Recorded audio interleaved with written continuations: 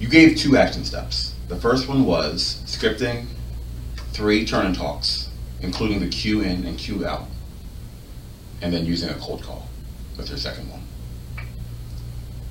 What's the gap between the number of turn and talks you include in your action step and the number of turn and talks that she used in her practice?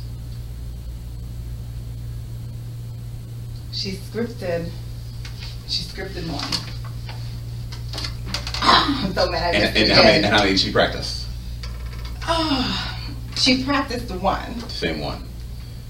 What did your action step say? Script 3. I'm so mad at myself. Yeah, she was supposed to script 3. Now, when I went into her class the next day, she did do 3. I get it. She didn't get to practice all 3. So even though you're adding complexity, she wasn't doing 3 different turn and talks. So the excellence that you want from her for each of the 3 isn't going to be maintained.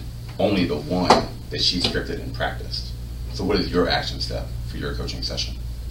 The same one that was almost last time, which was making sure the action step that she's able to practice the action step that is bite-sized enough for her to practice.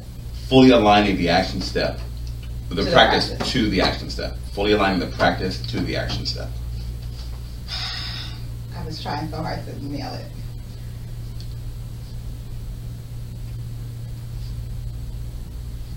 And to be clear, adding complexity to a diverse set of practice rounds. So it's phenomenal that you did 7 different rounds and you added complexity each one, but there were 7 different turn and talk, of the same turn and talk. Ideally, each one should be separate.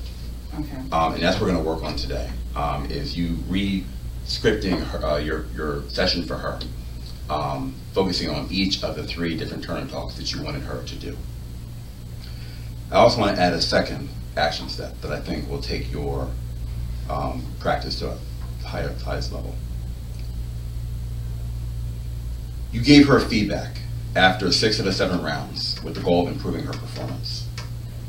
What action was missing after the feedback and before she practiced it again that got in the way of maintaining her long-term success with implementation? She should have planned it. She should have planned. She should have scripted out what she was going to do. Exactly. So you gave great feedback. What she needs to do before she practices round 2 and before she practices round 3 is go back to her script and rewrite that script. And it could just be a couple of words or it could be rewriting it. But her getting into the practice of re-scripting is going to hone in her level of competence with that and really lock in that feedback that you gave. So your second action step is to prompt the teacher to re-script after each round of practice and the feedback that you give her.